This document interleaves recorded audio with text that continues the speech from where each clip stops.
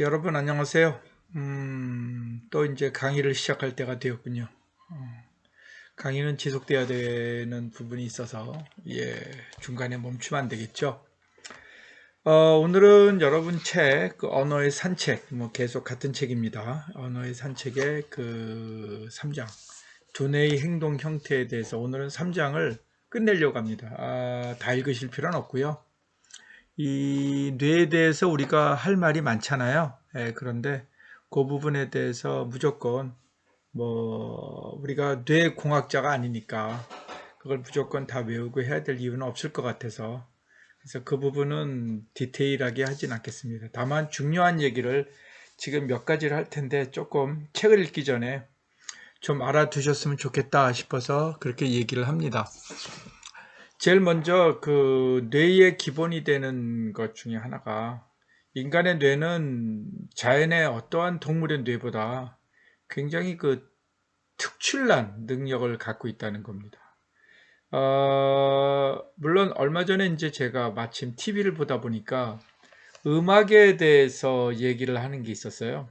근데 그 음악의 얘기를 이렇게 보니까 인간은 귀의 그 어떠한 그 발달이 상당히 예민하게 발달을 해서 방향성을 금방 확인할 수가 있다. 그래서 어디에서 위협의 소리가 들려오면 빨리 그걸 방향을 확인을 해서 다른 방향 쪽으로 이제 자기 몸을 피하는 그러한 능력을 갖고 있어. 이것이 이제 점점 더 세밀화되면서 인간의 그 음악을 들을 수 있는 능력을 키우는 하나의 계기가 되었다고 하는데 그건 제가 좀 쉽게 납득하기는 어려운 말인 것 같아요. 물론 인간이 음악을 하는 데 있어서 음표, 그래서 어떤 그 음정에 대한 디테일한 부분을 안다는 것은 다른 말로 하면 두 뇌가 사람이 서로 말을 할 때 상대방의 소리를 상당히 뭉개져 들어오는 듯한, 왜냐하면 빨리빨리 말을 하니까 그런 상황임에도 불구하고 정확하게 하나하나 구분해서, 예를 들어서 영어에 feel 그러면은 사실 비슷하잖아요. 그렇죠? 심지어 한국 사람들은 미국 사람들이 F-I-L-L 해도 feel로 들을 수가 있지 않습니까? 심지어 feeling인데 feeling, 마치 그 영어를 그대로 들자면 느낌을 느끼고 있다는데 껍질을 벗기고 있다. 이런 식으로 벗겨내고 있다는 뜻으로 들을 수 있는 거 아니겠습니까? 그럼에도 불구하고 두뇌는 정확하게, 특히 모국어 화자의 경우에는 F하고 P 소리를 확실하게 이해를 하는 거죠. 환경이 복잡하든 시끄러운 곳이든 어디든 그 소리를 두뇌가 인정한다는 것, 인지한다는 것은 의미의 차이를 확실하게 안다는 겁니다. 사실 그 음악에 대해서 그 정도로 능력을 갖고 있다는 것은 언어에 대해서 그 정도의 능력을 갖고 있다는 것. 아주 세밀한 음정을 느껴서 그 어떠한 느낌, 그래서 그 음정의 차에서 오는 느낌을 정확하게 사람들이 반응하는 그러한 나름대로의 잠재성은 언어의 잠재성과 일맥상통하다. 이렇게 볼 수가 있겠습니다. 그것은 사실 두뇌의 발전은 생체의 일부이고 생체는 결국 오랜 세월을 거쳐서 어떤 과정을 통해서 우리가 변화하는데 대부분의 사람들은 그 변화를 긍정적으로 해석을 하려고 하죠.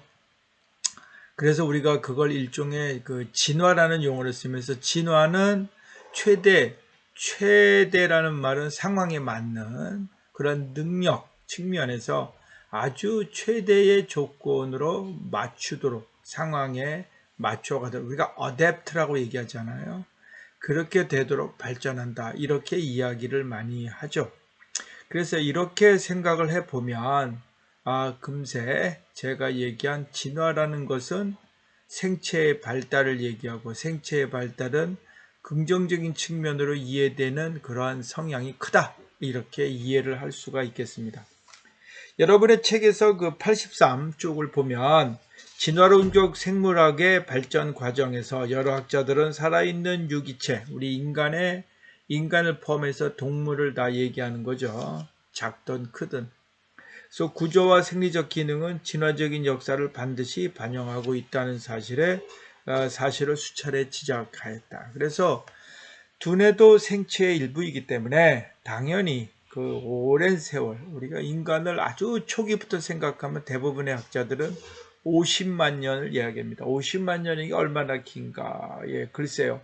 영어로 얘기하면 우리가 그 500,000라고 얘기할 수 있지 않습니까? 그래서 50만 년의 세월을 거쳐서 인간이 진화하면서 지금의 두뇌의 모습이 됐다란 말은 상당히 상징성이 있는 말이다. 이렇게 이야기를 할 수가 있겠습니다. 그래서 두뇌 구조는 밑에 보면 수억 년 전부터 이게 뭐 색다른 영역과 더불어 작용하면서 전해왔다 사실 수억 년이란 말은 조금 제가 좀 너무나 심하게 쓴 것 같아요. 예, 수십만 년 이렇게 썼어야 되는데 수억 년이란 말은 좀 그렇습니다. 어쨌든 오랜 세월이란 말을 강조하다 보니까 그렇다라고 이해를 해주시고요.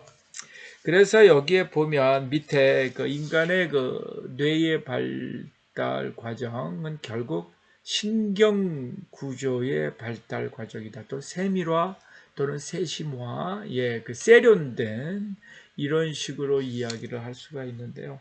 그래서 발달한 신경 네트워크, 우리가 신경은 결국 연결체니까 네트워크를 두고 얘기를 안 할 수가 없죠. 그래서 두뇌의 경우를 특히 뭐라냐면 분산 신경 네트워크. 여기 영어로 distributed란 말을 씁니다. neural network는 다 아는 말. distribute란 말은 배열입니다. 우리가 전기를 생각해 보면 건물에 그 전기선이 쭉 연결이 되어 있지 않습니까? 우리가 그걸 배열이고 전기가 들어가서 그 전기 하나하나가 그 배열된 것에 가도록 우리 중심 장치, 그러니까 바깥으로 파워가 들어와서 특정 건물에 들어갈 때 그 중심 장치를 배전반 이렇게 부르거든요. 이렇게 생각해 보면 우리가 분산신경 네트워크란 말은 그 기능이 무엇인지 미루어 짐작이 가능하리라고 생각이 듭니다. 그래서 그런 부분을 이해하면서 그래서 분산의 또 하나의 개념 우리 앞에서 얘기했던 거 기억하십니까? 인간의 행동 양식을 병렬적 행동 양식, 직렬이 아니라 직렬과 병렬의 차이는 직렬은 A, B, C의 동작이 있다면 C의 동작은 B를 당연히 전제하고 B의 동작은 A를 전제하지만 병렬적이라는 것은 A, B, C가 존재한다면 동시다발적으로 A, B, C가 일어난다. 이렇게 생각을 하시면 여러분들이 금방 그 상황을 확인할 수 있지 않을까. 저는 그렇게 이해를 할 수 있다고 생각을 합니다. 그래서 그 다음에 이제 이야기할 게 두뇌 부위의 분포 현상입니다. 그러니까 두뇌의 구조를 생각 안 할 수가 없죠. 그래서 인간은 두뇌가 어떻게 되어 있을까? 같은 두뇌라고 하더라도 뇌라는 구조가 있는데 영장류의 계통의 뇌와 그 다음에 이제 조금 그보다 떨어지는 우리가 소위 얘기하는 인간이 최상위에 있다고 쳤을 때 그 밑에 있는 동물들 경우에 따라 파충류, 그 다음에 뭐 조류 이런 경우, 그러니까 소위 파충류는 그렇지는 않습니다. 온피동물, 특히 조류와 비교할 수 있지 않습니까?